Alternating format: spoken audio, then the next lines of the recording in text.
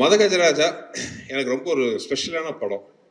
ஏன்னா இந்த படத்துல தான் வந்து எனக்கு வந்து என்னோட உடன்பிறாத தம்பி அப்போ ஆரம்பிச்ச எங்கள் நட்பு உறவு வந்து இன்னைக்கு எங்கள் குடும்பத்தில் ஒருத்தராக வந்து தொடர்ந்துட்டு இருக்கு.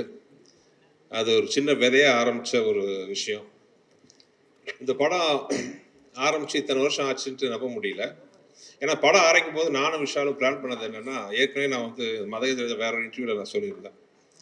இந்த 80s வந்து நிறைய ஜனரஞ்சகமான படங்கள் வந்திருக்கு. முரட்டுக்காலை, சகலகலா வல்லவன், போக்கிரி ராஜா, இந்த மாதிரி படம் மாதிரி ஒரு படம் பண்ண எனக்கு ரொம்ப ஆசையாக இருந்துச்சு. ஏன்னா எல்லாமே ரொம்ப ஒரு சீரியஸ் ஓரியன்ட், ஒவ்வொரு ஜானர் ஒவ்வொரு மாதிரி.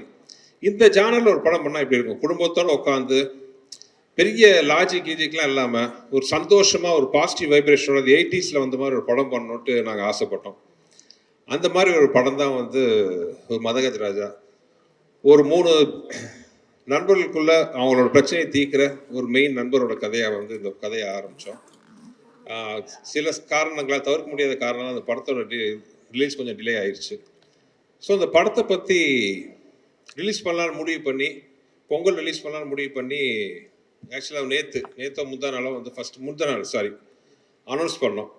அனௌன்ஸ் பண்ணுறதுக்கு முன்னாடி எனக்கு ஒரு சின்ன பயம் இருந்துச்சு. ஏன்னா கொஞ்சம் வருஷத்துக்கு முன்னாடி எடுத்த படம் மறுபடியும் ரிலீஸ் பண்ணும்போது வரவேற்பு எப்படி இருக்கும், இல்லை மேபி சோஷியல் மீடியாவில் கலாய்ப்பாங்களா, ஏன்டா இப்போ இந்த படத்தை ரிலீஸ் பண்ணுமா முக்கியமாங்கிற மாதிரிலாம் நான் கொஞ்சம் நினச்சேன். இந்த மாதிரிலாம் வரவேற்பு இருக்குமான்னு ஒரு பயத்தோடு தான் வந்து அது ஃபஸ்ட்டு ஆடு வந்துச்சு.